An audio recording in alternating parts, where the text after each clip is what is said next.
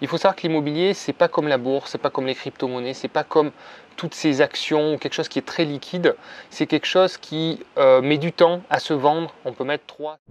Les taux ont doublé en fait. On est passé de moins de 1% sur 20 ans à quasiment 2% actuellement sur 20 ans. Donc c'est quand même une augmentation. Pourquoi il y aurait une baisse des prix? Donc il y a plusieurs indicateurs bien sûr à prendre en compte. Bonjour à tous, bienvenue dans cette nouvelle vidéo. On va faire un point ensemble sur l'actualité immobilière et bien sûr la crise financière que nous sommes en train de traverser. Vous avez forcément vu passer l'information. L'immobilier a perdu 50% de sa valeur en moins d'un mois. La plupart des investisseurs ont dû revendre leurs biens en catastrophe, sont surendettés, ils sont tous à la rue. C'est catastrophique. Bon, je ne suis pas très bon pour les blagues, vous m'avez compris. On va faire un point ensemble pour analyser un petit peu la situation actuelle qu'on traverse. Une crise financière est en train de se dessiner. Il y a pas mal d'indicateurs à prendre en compte. Et alors, moi, je ne suis pas un grand analyste financier. Par contre, je regarde certains indicateurs pour bien investir et continuer à être un bon investisseur immobilier. Je n'ai pas la prétention de tout savoir. Attention, je vous donne mon avis personnel dans cette vidéo. Vous en ferez ce que vous voulez. On est sur ma chaîne YouTube, donc je dis ce que je pense et comment je vois les choses. Et puis, libre à vous de faire vos propres choix. D'ailleurs, on va analyser dans cette vidéo plusieurs éléments et vous allez voir à chaque fois, je vous parlerai d'une vision ou une autre et vous pourrez vous reconnaître dans telle ou telle vision en fonction de telle ou telle situation. Vous allez voir ça tout de suite. Allez, c'est parti. Bonjour à tous, bienvenue dans cette nouvelle vidéo. Je suis très heureux de vous accueillir. Alors, un sujet qui va changer totalement. Mais on peut aussi négocier des échanges. On passe dans le vif du sujet.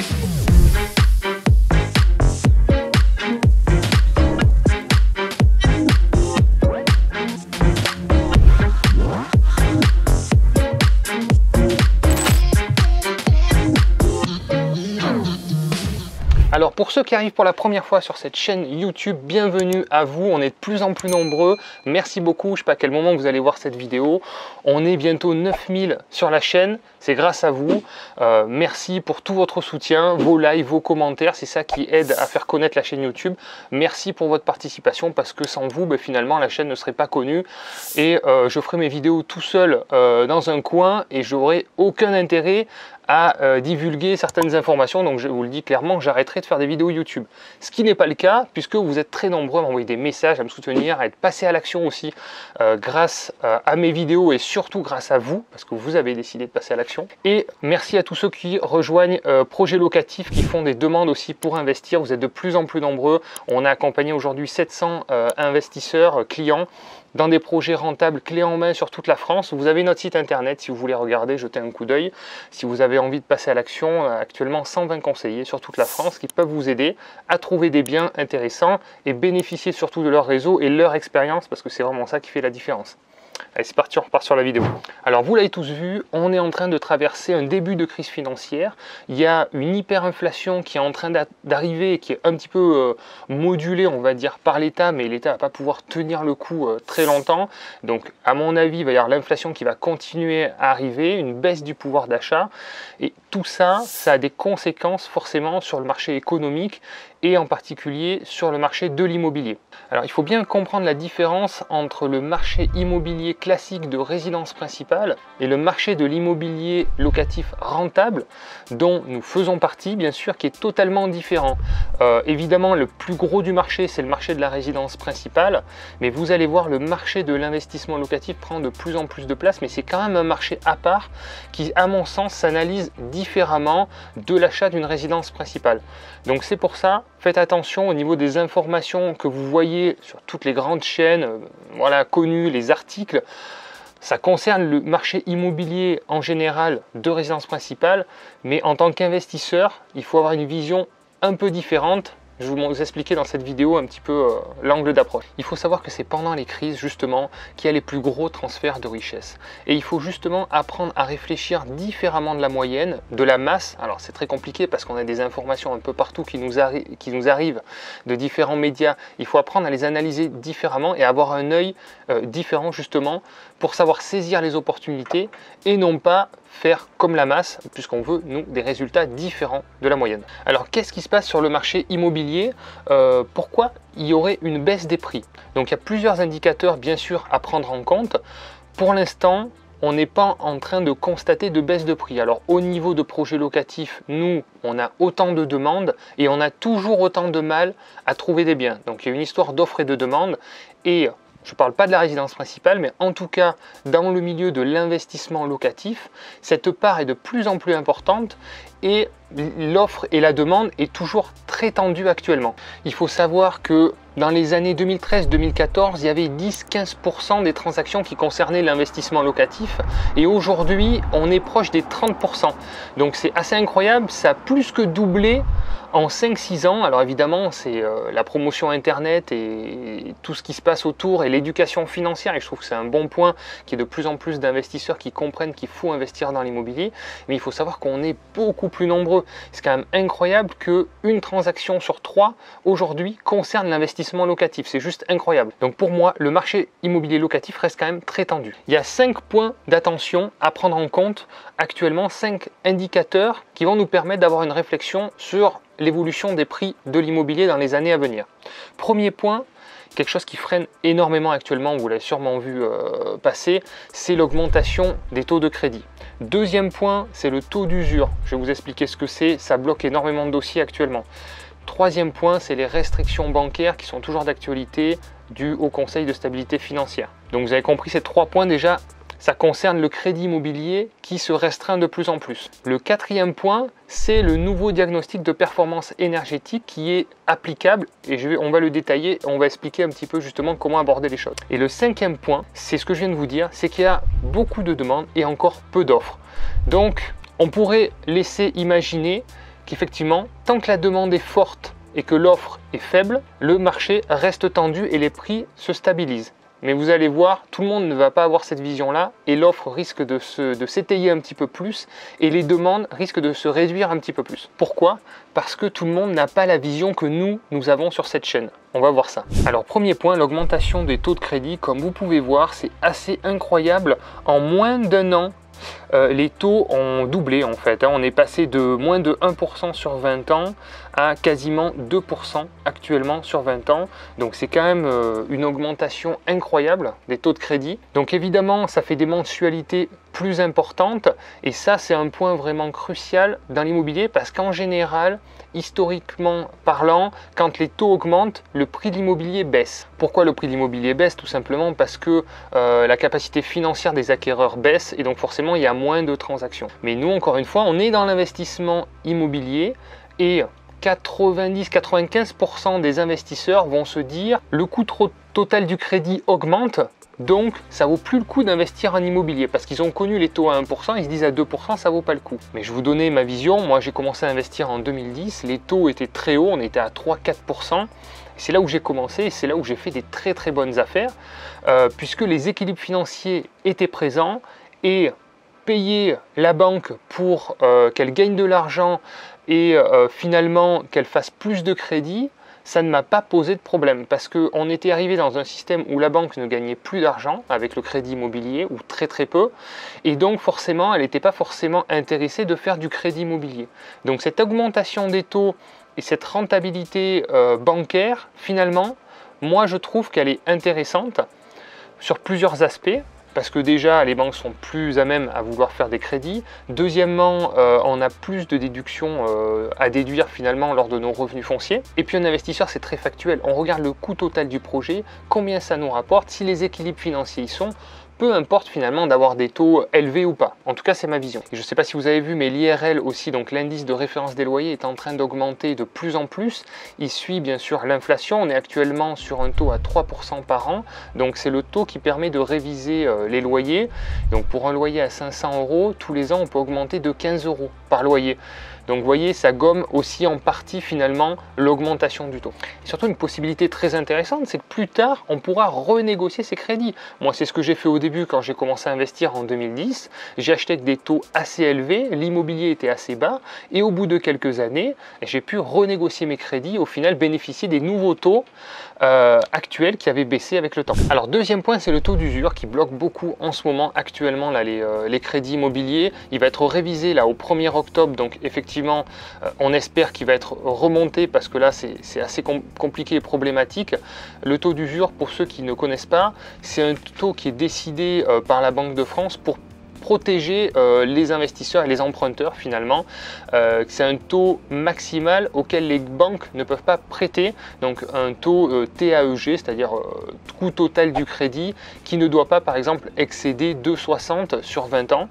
Donc quand le taux est à 2% pour le crédit, on a une assurance à 0,30 ou 0,40 par emprunteur, plus des frais de dossier, plus des frais d'hypothèque, et bien forcément, on a un taux qui augmente et qui dépasse le taux d'usure, et ce qui fait que ça bloque finalement les dossiers et les banques ne peuvent pas prêter à cause de ce fameux taux d'usure. Donc, je vais vous donner encore une fois les deux visions. La première vision classique de la plupart des investisseurs qui ne sont pas renseignés, ils ont vu sur BFM TV que finalement le taux d'usure bloquait tous les dossiers, donc ils ne vont même pas chercher à essayer de se lancer et de faire quoi que ce soit, ils abandonnent même avant d'avoir démarré. Et la deuxième vision, c'est ceux qui essayent de trouver des solutions. Donc pour le taux d'usure, il n'y a pas énormément de solutions, mais il y a quelques petits effets à mettre en place qui peuvent débloquer les situations. Première solution, c'est prendre un crédit sur une durée un tout petit peu plus courte pour bénéficier d'un taux réduit. Vous savez que les banques pratiquent des taux sur 10 ans, sur 15 ans, sur 20 ans, sur 25 ans.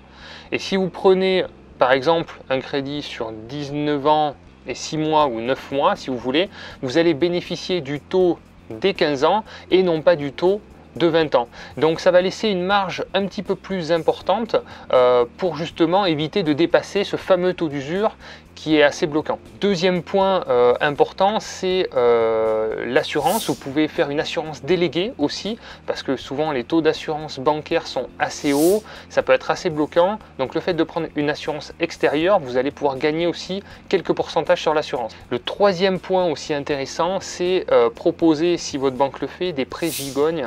C'est des prêts emboîtés, je ne sais pas si vous connaissez, donc on fait un crédit par exemple sur une durée de 10 ans et on fait un autre prêt sur une durée de 20 ans.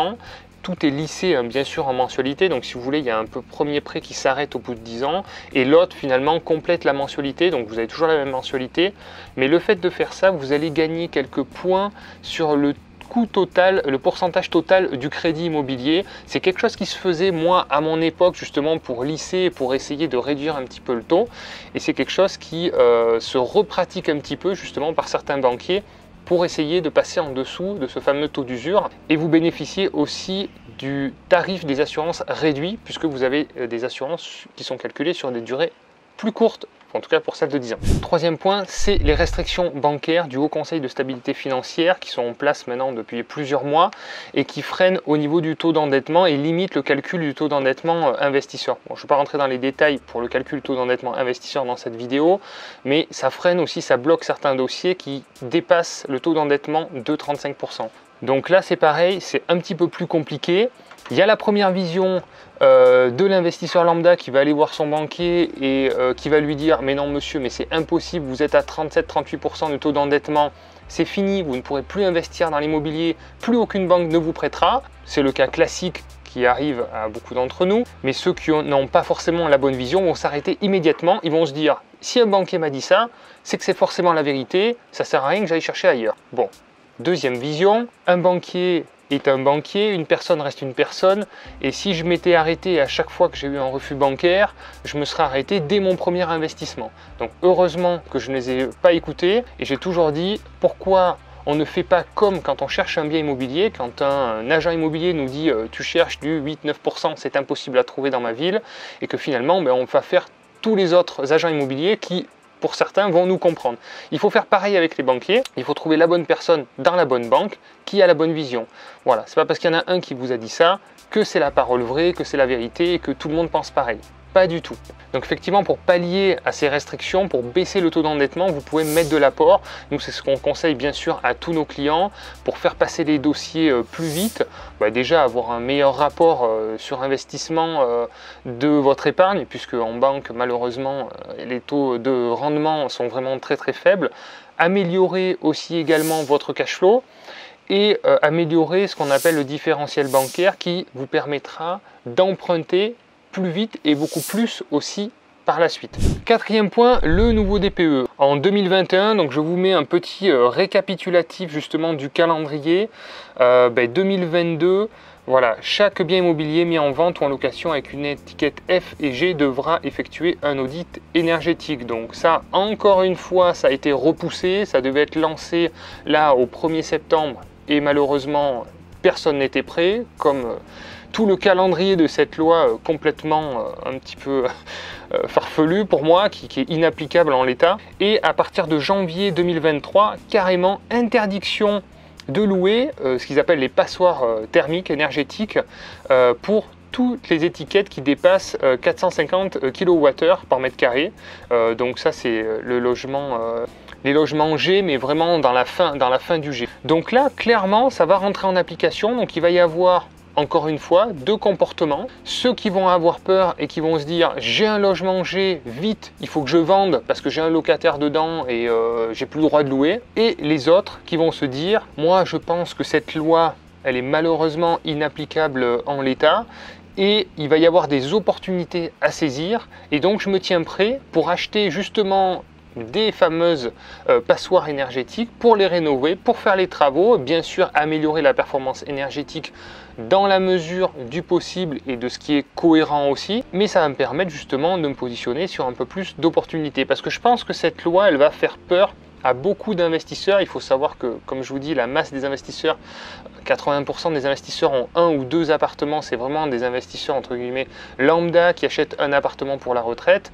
Mais nous, si vous regardez cette chaîne, normalement vous avez envie de développer un patrimoine un petit peu plus important, de laisser quelque chose à vos enfants, de compléter vos revenus. Enfin voilà, vous avez compris qu'il fallait quand même multiplier les achats pour avoir des revenus plus tard et puis se constituer un patrimoine, etc. Donc tous ces gens qui ont un ou deux appartements, souvent c'est des personnes c'est un petit peu vieillissantes aussi, est-ce qu'ils ont envie de faire les travaux? Pas forcément. Ils vont donc mettre à la vente du coup leurs biens et moi je pense qu'il y aura quelques opportunités à saisir à ce moment-là de plus en plus. Et le cinquième point, c'est l'offre et la demande. C'est qu'aujourd'hui on constate une demande très très forte et il y a toujours très peu d'offres. Pourquoi? Parce que l'immobilier, ça reste une valeur dans le temps, en tout cas dans la période qu'on traverse en temps de crise, qu'il faut conserver, parce que c'est ce qui a le meilleur rendement, c'est ce qui conserve le mieux la valeur dans le temps. On le voit, je vais vous montrer le graphique. Voilà l'évolution des prix en 50 ans de l'immobilier, mais je suis désolé, ça fait que augmenter. Alors on a eu cette petite baisse effectivement en 2008. Alors effectivement, pourquoi pas avoir une petite correction des prix comme ça, mais regardez, comme c'est lissé sur 50 ans, effectivement, c'est un cycle, c'est une boucle, et donc au final, les prix vont revenir, ils vont recontinuer à augmenter dans le temps, forcément. Donc, la plupart des investisseurs intelligents ne vont pas forcément vendre leurs biens tout de suite. Donc l'offre reste faible, et cet indicateur, pour l'instant, tant qu'il est tendu, je ne pense pas qu'il y ait de baisse immédiate des prix de l'immobilier. Et il faut prendre en compte aussi que le prix de l'immobilier n'a rien à voir avec les loyers. C'est-à-dire que, entre guillemets, peu importe, tant qu'on ne vend pas, on n'a pas perdu en tant qu'investisseur immobilier. Donc pourquoi vendre finalement à partir du moment où les loyers continuent à augmenter, ce qui conserve notre pouvoir d'achat? On vit une inflation effectivement assez forte. Et comme je vous l'ai expliqué, les loyers sont corrélés à l'inflation. On a pris plus de 3% d'augmentation sur le dernier indice de référence des loyers. Comme vous pouvez voir, il ne fait que augmenter. On est passé à presque 1%, 2% et là on est à 3,60 sur le dernier indice. Comme je vous ai dit, pour un loyer à 500 €, ça représente 15 € par mois. Donc si vous avez un immeuble de 4 appartements à 15 € par mois, ça fait 60 € de plus par mois, par an, attention, c'est tous les ans. Multiplié par 12, ça fait 720 € pour un immeuble de pouvoir d'achat supplémentaire. Donc pourquoi vendre à partir du moment où les loyers continuent à augmenter, à conserver notre pouvoir d'achat? C'est pour ça que je pense qu'il y aura encore une offre qui risque d'être réduite. Il faut savoir que l'immobilier, c'est pas comme la bourse, c'est pas comme les crypto-monnaies, c'est pas comme toutes ces actions, quelque chose qui est très liquide. C'est quelque chose qui met du temps à se vendre. On peut mettre 3, 6 mois, 1 an à vendre des biens immobiliers. Et donc forcément, si baisse et si correction il doit y avoir, ça se fera sur le long terme. Et à ce moment-là, on pourra anticiper les choses. Mais de mon point de vue, ça n'engage que moi encore une fois, je ne suis pas convaincu qu'il y ait une forte baisse à venir dans les mois ou années à venir. mais plutôt une stagnation des prix de l'immobilier, en tout cas dans l'investissement locatif, parce que je pense que par contre pour l'immobilier résidentiel, effectivement, il risque d'y avoir des petites baisses de prix, des petites corrections de prix. Mais comme on l'a vu, moi en tous les cas, dans ma vision long terme d'investisseur rentable sur le long terme, ça ne change pas ma vision. Si les prix baissent un peu, tant mieux, je continuerai à acheter. Vous avez compris, à partir du moment où les équilibres financiers sont bons, pour moi, c'est le principal. Il faut savoir qu'on rembourse du capital tous les mois et c'est vraiment ça l'indicateur principal.